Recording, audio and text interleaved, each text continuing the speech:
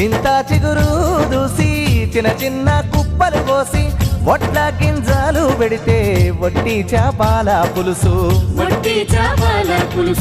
వండుకుంటే చాలు వాడా కట్టంత వాసన ఆ రోజు లేడావాయేనా మా పల్లెలల్లా ఎల్లమ్మ ఏమైపోయేనా ఆ రోజు లేడావాయేనా మా పల్లెలల్లా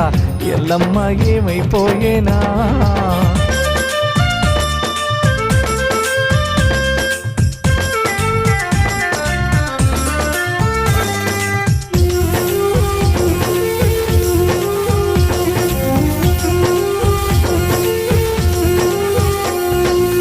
సిమసింత కాయలమ్మే సితుపల్క పండ్లు అమ్మే సిమసింత కాయలమ్మే సితుపల్క పండ్లు అమ్మే కందగడ్డతో పాటు కంది కాయుడికే సమ్మె